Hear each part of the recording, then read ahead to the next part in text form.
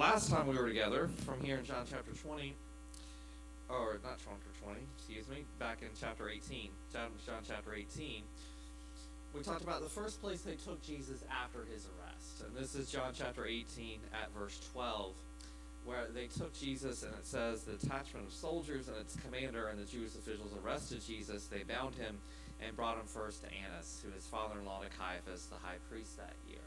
And so we spent some time thinking about the role of Annas in Jesus' arrest and in the prelude to his trials, and talked about that role of the high priest and what that role had to play in Jesus' arrest. So we spent some time thinking about that, and as you remember, we ended looking later in that chapter, down in chapter 18, verses 19 through 24, where Annas was actually questioning Jesus, much in the way that you might think like detectives down at the police station would question a person suspected of a crime. So he brings him in and he questions him, and we talked before about how whether it was sort of against the rules to make someone try to answer questions in this way. And as you notice later on down in verse 22, Jesus answers in verse 20 and 21, and then in verse 22, when Jesus said this, one of the officials nearby struck him in the face. And we talked a bit about how that was certainly not according to their rules, that before he had been even really tried for any particular crime, he's already being sort of receiving this corporal punishment from the leaders of the state, as it were. So they sort of were violating their own rules as it relates to that part of the case as well. And so what we talked a bit again in that study about what you might consider, as we're getting into the trial aspects of Jesus' crucifixion, the judge, as it were, and who it is that is going to be sort of presiding over his case. And there will be 3 or 4 different trials, so there will be 3 or 4 different sets of judges, but in talking about the high priest, that's really what we're getting at. But in any particular trial, any criminal trial, as it were, you've got the judge, but the more important people in the courtroom is who? Got the judge, sits up on the bench and issues rulings. But in a criminal trial, who's more important than the judge? The jury, right? The person who's actually going to be deciding if this person is guilty or innocent. And so now, as we will continue on in the story of Jesus' trials, we want to think about, well, who's going to be the jury? At least in this first section of trials, in the Jewish trials, who is going to be the jury? Who's going to be the one that decides Jesus' fate? And for that, turn back to Matthew chapter 26. Matthew chapter 26, and we're going to talk about a very particular group of people who are ultimately going to be serving as the jury for the Jewish portion of Jesus' trial. Now, I say the Jewish portion of Jesus' trial. Why? Because Jesus didn't just have a trial before Jewish authorities. Later on, he'll have a trial in front of Roman authorities. Why does he have to be on trial twice? Why do you have to be on trial twice?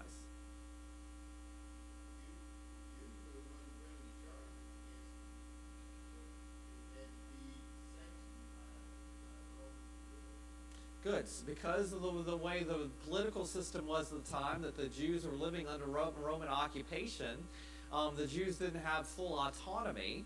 And so because, as we'll see later on, some of the charges brought against Jesus are religious charges, the Jews would try it, but to execute the punishment that they wanted to execute on Jesus, they would have to have the authority, they would have to have the support of the Roman government. So they couldn't just try him in front of the Jewish authorities and that be it. So we will see a collection of trials, Jewish trials and then Roman trials, because of the political situation of the day. But as we see here in Matthew chapter 26, for the Jewish portion of Jesus' trials, look down at verse 59, and we'll see the name of the people who will be the group who will be ultimately, in some ways, the jurors in Jesus' Jewish trials. What's the name of that organization? Verse 59.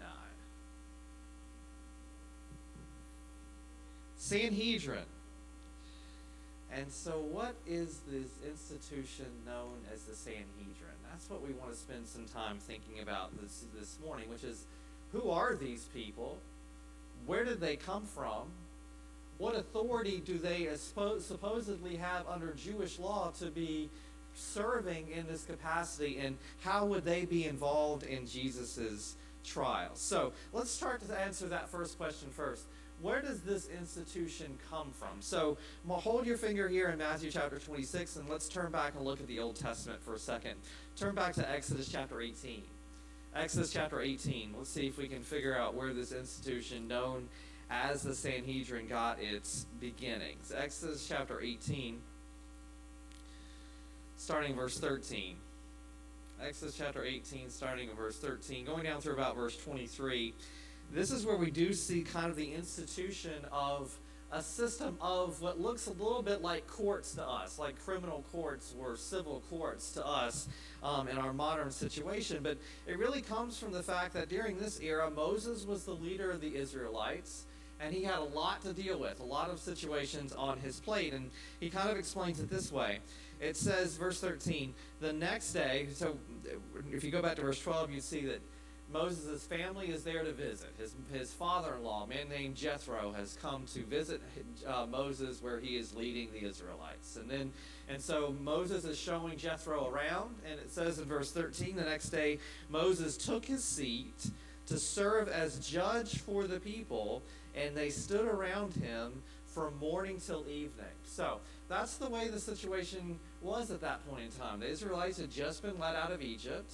They hadn't yet made it to the promised land, but they were a big group of people, hundreds of thousands of people who had been enslaved in Egypt and were now leaving and going to the promised land God was giving them.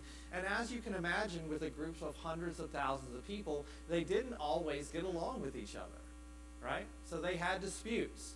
Someone stole my thing. That person is in a fight with this person. And so there had to be some sort of a dispute resolution mechanism. And, well, who's the leader? Moses. And so when these disputes arose, they would come and they would bug Moses about it and try to get him to resolve their disputes. And so that's what's going on here. It says in verse 13, from morning till night, they just lined up right in front of Moses, and he had to try to resolve whatever they were disputing. And so it says there in verse 14, when his father-in-law saw all that Moses was doing for the people, he says, what is this that you're doing for the people? Why do you alone sit as judge with all of these people standing around you from morning till evening? And Moses answers, because the people come to me to seek God's will. And whenever they have a dispute, it's brought to me, and I decide between the parties and inform them of God's decrees and laws. And so his answer essentially is, well, God put me in charge, and God speaks to me, and these people have all these disputes, and so it all winds up on my door. And so he's spending all of his time and all of his efforts trying to resolve these disputes. And so in verse 17, Moses' father-in-law replied, what you're doing is not good. You and these people who come to you will only wear yourselves out. The work is too heavy for you. You can't handle it alone. And so listen to me, and I will give you some advice, and may God be with you. You must be the people's representative before God and bring their disputes to him.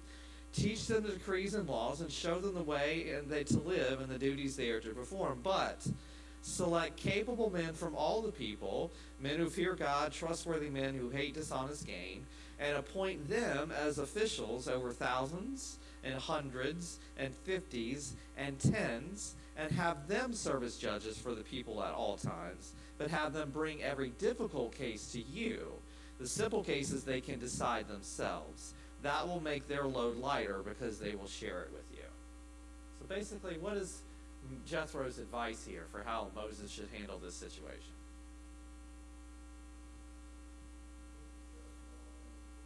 That's exactly right, right? So you set up these inferior courts. You appoint people to serve in roles, it says, for thousands, for fifties, and for hundreds, and for tens. And you let them deal with the easy stuff. And for the hard cases, they can bring it to you, to kind of a higher court.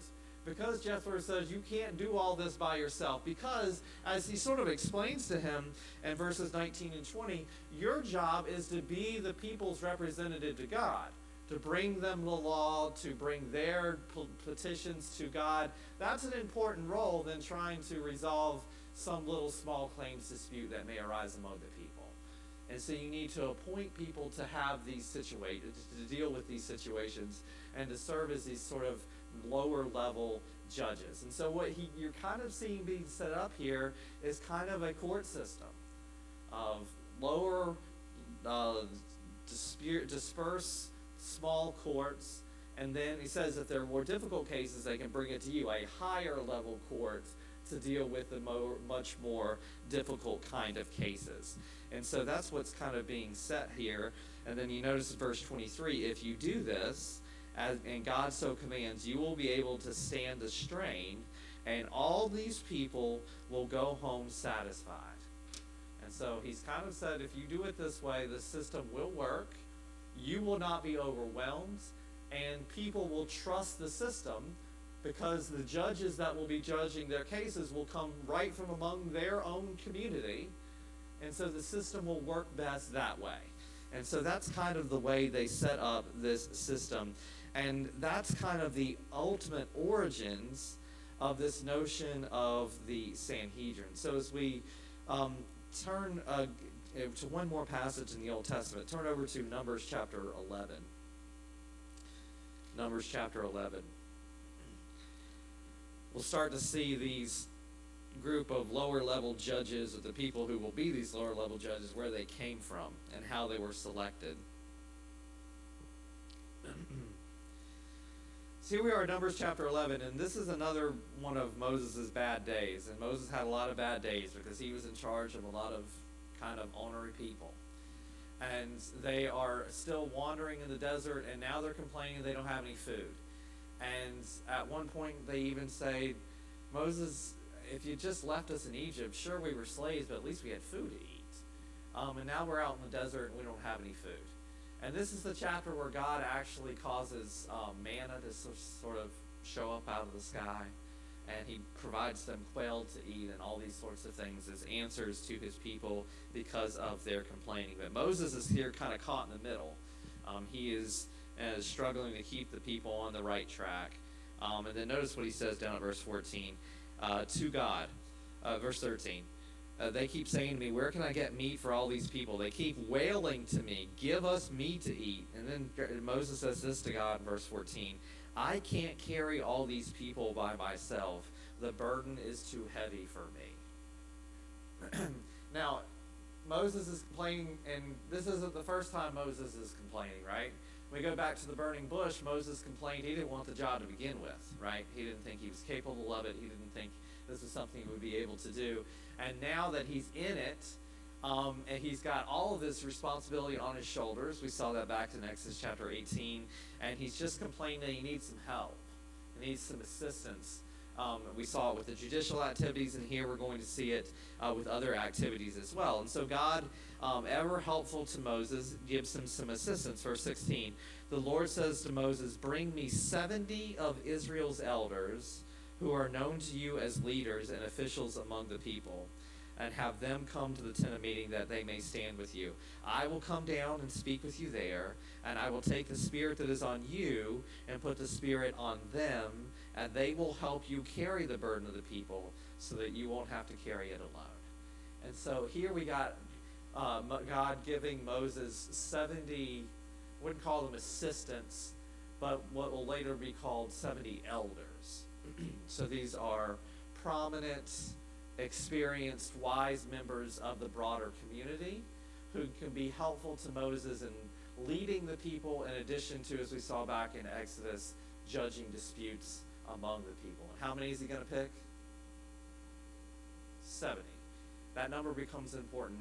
How many members were there of the Sanhedrin, the grand Sanhedrin, as it were, that we're going to be reading about in Matthew chapter 26? 71. Now, why the one? Well, how many were there involved here? You've got Moses picking how many? Plus Moses makes 71, right?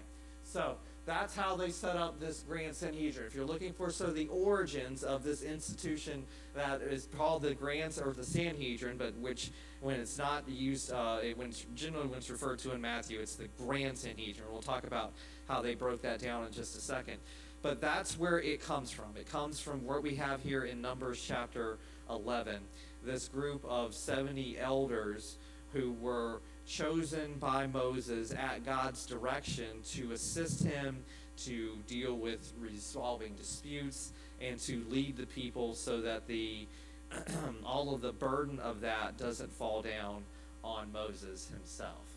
So what I want you to imagine as we start to get into Jesus' trial is that the jury, as it were, the people who are going to hold his fate in their hands, is a group of 71 people.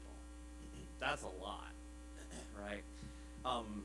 That is, how many do we typically have? 12 in most cases. It can be less than that, but in instances it's 12. And so it's a big group of people who are going to be charging Jesus in this case. Let's look over a New Testament text and start to see how this institution, this Grand Sanhedrin, actually did its business. So turn over to Acts chapter 4. Because Jesus' trial isn't the only time that we see the Sanhedrin do its work. Can you think of any other time that the Sanhedrin was doing something? Stephen. So when Stephen finds himself, it's hard to even call what happened to Stephen a trial, but when Stephen was demanded to answer for the things he has done, the Sanhedrin was the one issuing that demand. The Sanhedrin was the group to whom he gave that famous speech in Acts chapter 7. And so that was the institution. It seems like it's probably pretty close to the same group of 71 people that Jesus' jury was, because it wasn't too much longer after Jesus' trials took place. And so we're going to get to that in just a second in Acts chapter 7. But here in Acts chapter 4, we get to a different story. When Peter and John were preaching and teaching, and then they are summoned to appear. So we start in verse 1. The priest and the captain of the temple guard and the Sadducees came up to Peter and John while they were speaking to the people. They were greatly disturbed because the apostles were teaching the people and proclaiming in Jesus the resurrection of dead. And so they seized Peter and John. Now, who's doing the seizing here? Who's seizing somebody?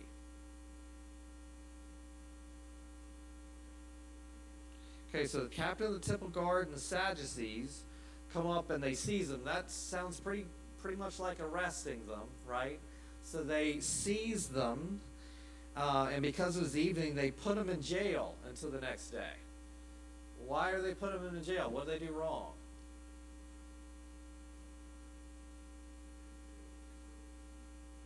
How?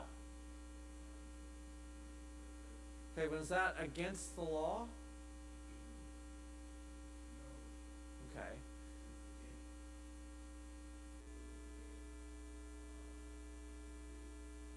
And that's enough to get you arrested and thrown in jail overnight?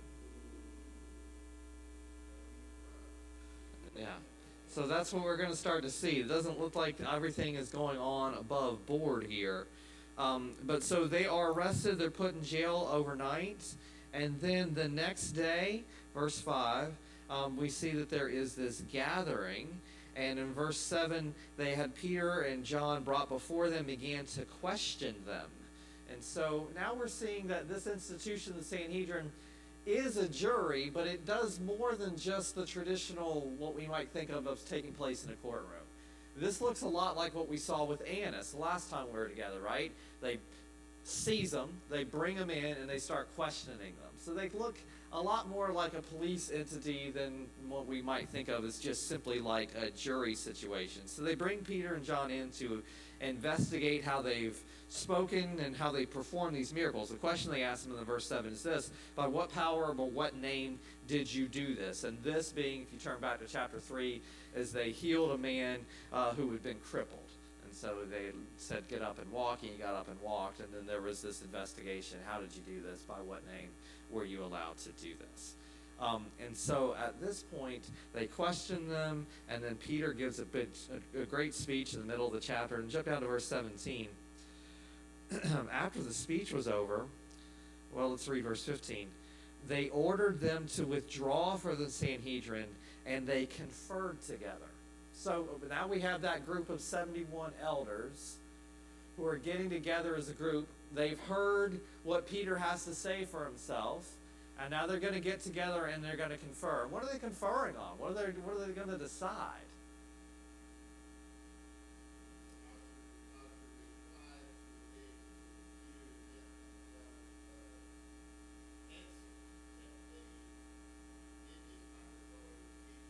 Okay, good. And so are they evaluating here whether Jesus has the power to perform miracles? Is that what they're deciding? I mean, what are they going to do? If you're right, so they either believe Peter when he says, I did this because Jesus empowered me to do this, and Jesus is the resurrected Son of God, or they're going to disbelieve it. And let's say they disbelieve it. What are they going to do? What are you going to do about it?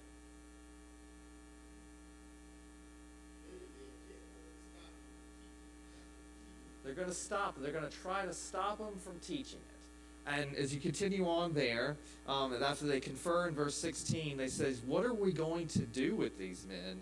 Everyone living in Jerusalem knows they have done an outstanding miracle, and we cannot deny it. Well, that's an interesting development, right? So when it comes to the question of whether that crippled man was crippled, no dispute. Whether that crippled man is no longer crippled, no dispute. Whether that crippled man is now walking after having an interaction with Peter and John, not in dispute.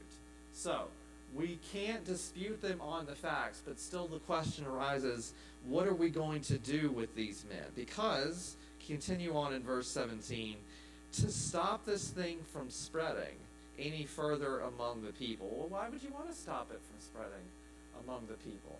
The crippled guy is not crippled anymore. That seems like that's good, right? See,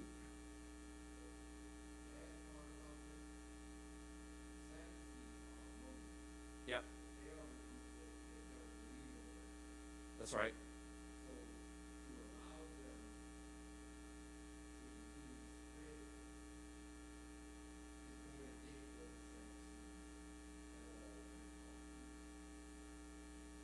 That's a big component of this. It wasn't just that this man had been healed. Peter and John were preaching and teaching that they have this power through the resurrected Son of God, that is Jesus. And a big portion of that Sanhedrin, a big number of those people, we'll talk about the different groups that make up the Sanhedrin in just a second, but a good number of the Sanhedrin members are Sadducees and reject the concept of resurrection out of hand. And so, yes, ma'am.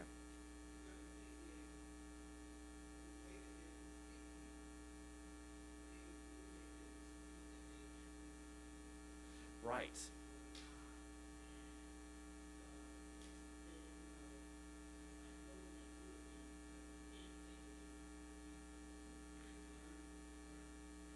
That's a good point. So if the question really does relate to sort of the authority that Jesus had, well, what did this same group just do to Jesus a few months ago? So it's kind of, in some respects, this institution made a massive error a few months ago when they persecuted and led to the death, and they denied the whole authority of Jesus during Jesus' trials. And now when they brought these two men in who have now proved through the authority that God and Jesus has given them, through the miracle they performed, that Jesus did in fact have the authority. They were wrong before. They can either acknowledge their mistake and acknowledge in the Sadducees' case that they are wrong about a core belief that they hold, or they can do what they do, which is say in verse 17, to stop this thing from spreading any further, we must warn these men to speak no longer to anyone in this name. We can try to suppress it. And so their thought process, I guess, is logical, but at the same time despicable, right? That they can look at it from this perspective and say, well, instead of changing my mind, now that I have this proof right in front of me, I'm going to instead try to shut down this preaching and teaching, even though I know it is based in true spiritual power. And so that's what they're going to do instead. Do they have the authority to do this? Well, it says in verse 18, they then called in them and again, that's Peter and John, and commanded them not to speak or teach at all in the name of Jesus. So that was an authority that they at least seemed to hold in Jewish society. That if the Sanhedrin told you not to do something, then you were not supposed to be able to do it. That you were in trouble if you did do it. And so they bring Peter and John in, and they issue them this order that they're not supposed to do this again. To their credit, verse 19, Peter and John replied, "Judge for yourself whether it's right in God's sight to obey you rather than God, for we cannot help speaking about what we have seen and heard." In other words, I hear what you're saying, but we're not going to stop. And I always note in verse 20, which is interesting to me, is not that they don't say, we're unwilling to stop. What do they say instead? We cannot. Why is that different? Why is cannot different than won't? Why is can't different than won't?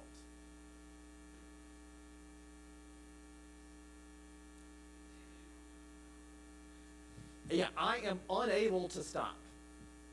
Won't would say, I hear what you're saying. I choose to disobey you.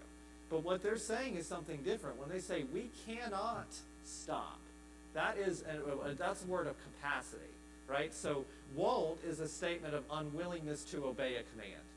Can't is an inability to comply with a command. In other words, they're saying we can't stop. And the only conclusion I've ever been able to draw out of that is this, which is to say, look, if you had seen what they had seen for 3 years of being around Jesus, could you not tell people what you had seen and what you had heard? And that's essentially what they're getting at. Like, I literally cannot stop because what I've seen is too impressive, what I've seen is too amazing, and everybody else needs to know it. So I know what you're saying, and I understand you have this authority in the law to do it, but not just I choose to disobey you, I can't stop preaching and teaching of the things that I've seen and heard. So they give that to their credit. Notice one other thing about this instance. Turn over to chapter 5. Because chapter 5, things go a little bit haywire for Peter and John.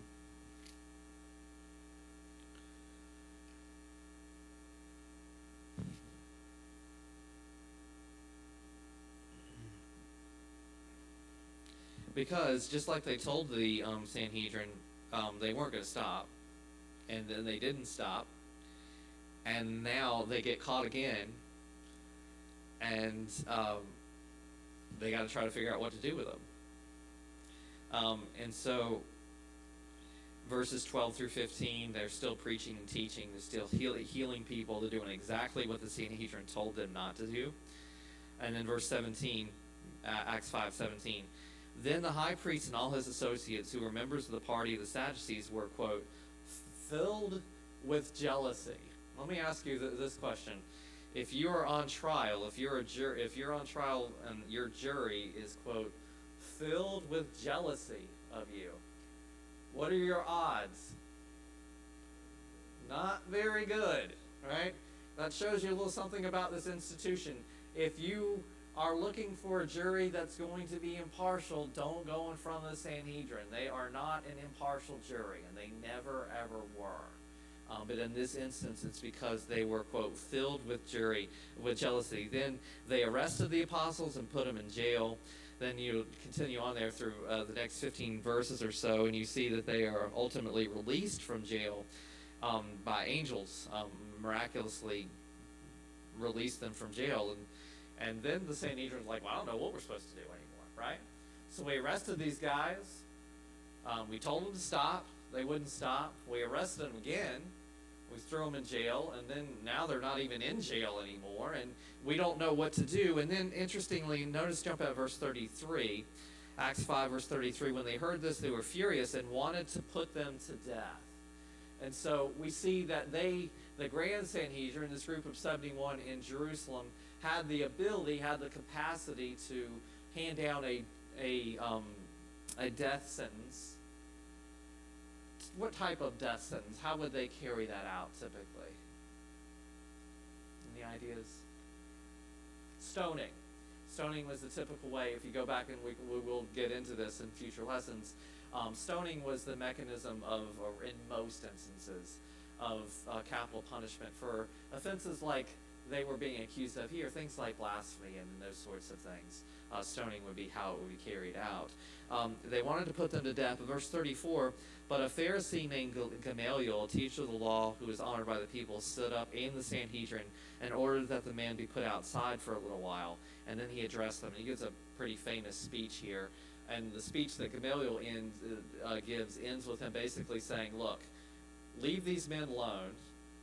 If what they're doing is from God, we won't be able to stand against them anyway. But if it's not from God, they'll be found out, and their whole movement will eventually just peter out on its own. But if they're from God, there's nothing we can do about it anyway. So we might as well just let these people go. And eventually what happens in this instance, at the end of the chapter, they beat them, and then they release them. So that's how this institution works. It doesn't seem like a very productive court system to me. You've got a jury that has all of these different factions within it, groups that don't like each other very much, and that may look at a situation like this when the crime is a supposed religious crime, as it was in the instance of Peter and John, and may have jealousy of the individuals themselves, that they're willing to put them to death before they even have a formal trial, and that they're willing to have these men beaten even though they never found them guilty of any particular offense.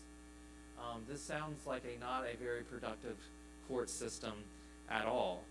And it just makes you wonder, well, who are these people? Who makes up the Sanhedrin? Turn back to Mark chapter 14. James is getting at this a little bit a few minutes ago, but look at Mark chapter 14, and let's try to figure out who these people are. Who are the jurors? Where do they come from when we get to Jesus' trial?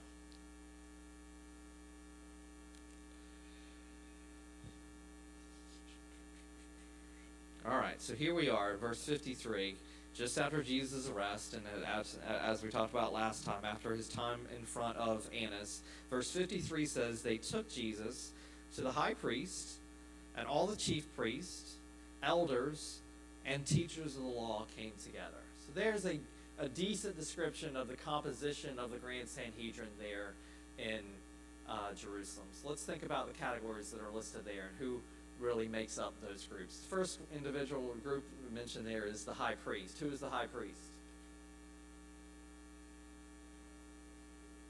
Caiaphas is the high priest, right? So even though beforehand Annas was the high priest when Jesus was a child, and we'll read later in Acts, Annas is referred to as the high priest again, his son-in-law, Caiaphas currently holds the position of high priest, and we talked more about that last time. The next group there is, quote, the chief priest. Now, what is the group typically known as the chief priest? Who are these folks?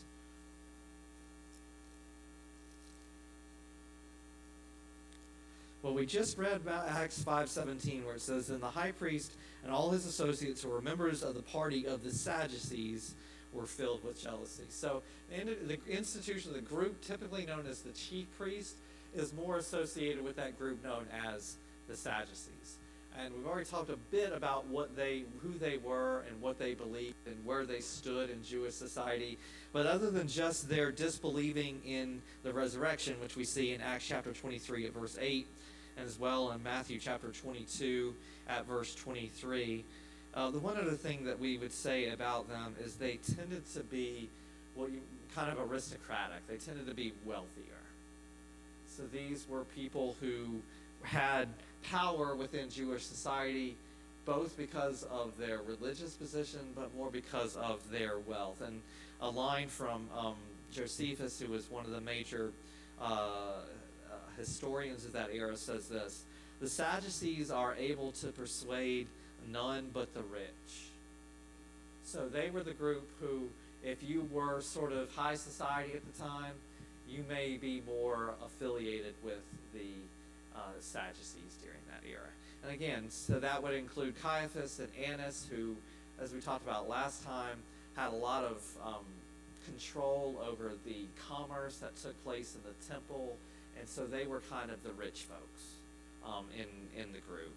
Okay, what's the next group that we see here in Mark 14? You've got the high priest and the chief priests and the elders. Now, the elders, this group really kind of just refers to judges who may have been elevated from lower courts. So remember, we talked about you had the Grand Sanhedrin, the group of 71, and you had all those local regional courts. These may have been people who were part of those regional courts that kind of got elevated to this higher institution. And then the final group that's mentioned here in verse 53 are the, quote, teachers of the law. Now, let's talk about them for a second. Who are we thinking about with the teachers of the law?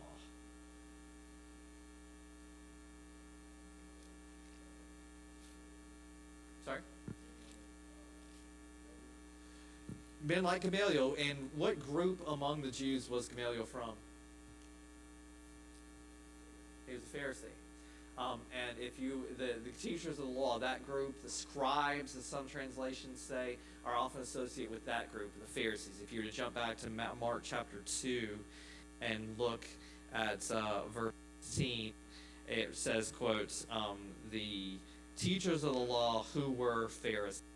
Now, that doesn't mean that all of the teachers of the law necessarily were Pharisees, but a lot of them were. All right? So we've got a group, the chief priests, typically associated with the Sadducees, and we've got the teachers of the law who were more associated with the Pharisees. Now, what do we know, if anything, about the Pharisees?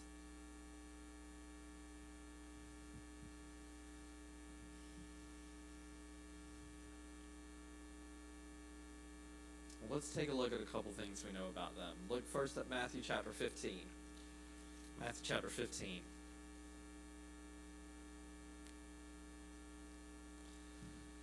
Look how Matthew 15 begins in verses 1 and 2. It says, then some Pharisees and teachers of the law. All right, so now we got that group together, right? Teachers of the law associated with the Pharisees. So some Pharisees and teachers of the law came to Jesus from Jerusalem and said, why do your disciples break the traditions of their elders? They don't wash their hands before they eat. Now, first of all, that's gross, right? If you're not washing your hands before you eat.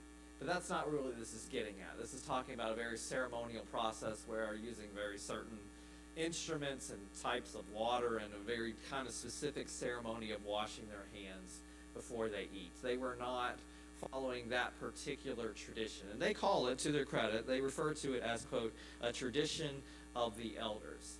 And Jesus goes on to say to them in verse 3, and why do you break the command of God for the sake of your tradition? And so what would you say about the Pharisees from this situation? They were very devoted to tradition. And one of the reasons why they were devoted to tradition, if you were to turn over to chapter 23, Matthew chapter 23, which is a famous instance of Jesus basically laying into these people and saying, woe to you, teachers of the law and Pharisees, you hypocrites. Remember, he does that about 7 times in this chapter. And he explains all the ways in which they have allowed their traditions to break down God's commands. They would add things to God's commands that weren't in there. They would take away things from God's commands that were in there. And they would change them all around. Now, think about what that would do for them in society. You live in a society 2,000 years ago where you don't have a book like this, where you don't have very many written copies of the law, as it were, judging Jewish society. And so if you wanted to know what the law was, what the rules were, how you were supposed to behave to follow God's rules, how would you know? Exactly. You would go ask people like this, right? They're the teachers of the law. They're the scribes. They're the ones writing all this stuff down. They're the ones who are responsible for keeping all this stuff and keeping it all together. And there's a certain amount of power that comes along with having that information, right?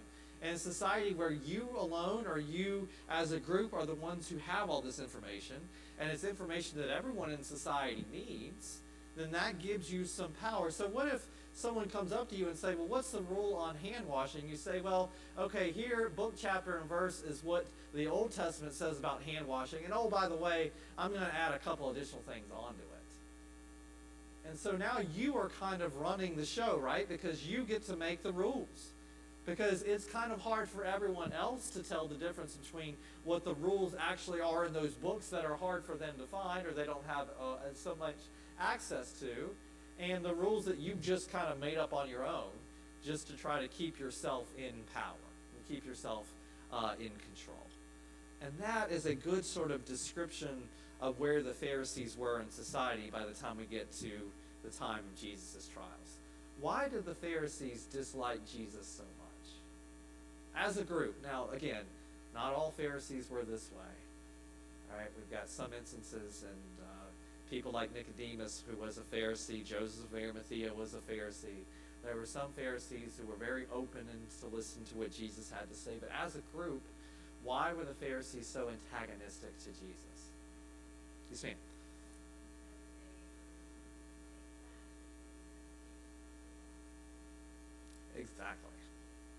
Exactly. So whatever their position on the rules were and the traditions they were adding on top of those rules, Jesus was coming along and saying, that's not what God's rules actually say. And that threatens their position in society, doesn't it? Because remember, these were the people that you went to if you wanted to know what the rules were. And now all of a sudden here comes Jesus and he says, not all the things they're telling you are actually God's rules.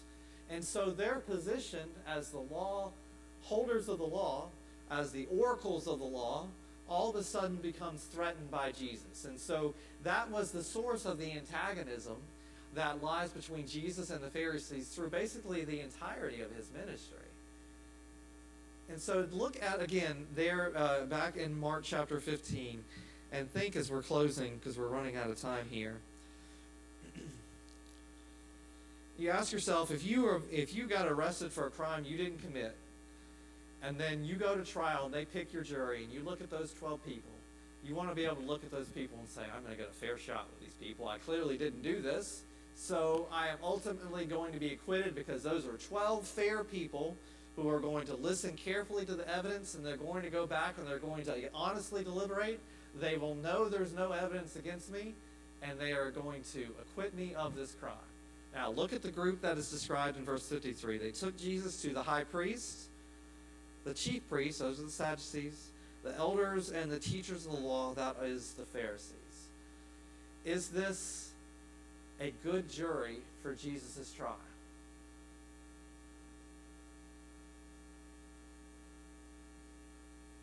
Is he going to get a fair shot with these people? No. They don't want him. They've already made up their mind about it. We could go back and look early in the book of John where it says the teachers of the law and the chief priests had already decided Jesus needed to go. They'd made that decision before he performed a lot of the miracles, before he had done any of the things that he's going to be accused of in these trials. And so it just goes to show us that whenever we read something in the future, and we're actually next time going to start to get into the trial itself, but whenever you read something and you scratch your head and you say, well, wait a second, why did they do that? Or while you say, when we get to that line, which happens very early in the trials, where it says they recruited people to offer false testimony against Jesus. And you ask yourself, wait, the jurors are trying to get people to get up on the witness stand and lie during the trial? Why in the world would they do that? Well, the answer is because many of the people on that jury had hated Jesus for years. Many of the people on that jury had already decided in their minds Jesus' fate before the trial had even begun. And so while we talked about last time, Caiaphas and Annas, the judge in Jesus' trials, were not on the up and up, now we see from this section of scriptures that the jury is a little bit biased as well. And so next time out, we'll start to get into sort of the trial itself and see some more about what goes on in Jesus' trial before the Sanhedrin. Thank you, guys.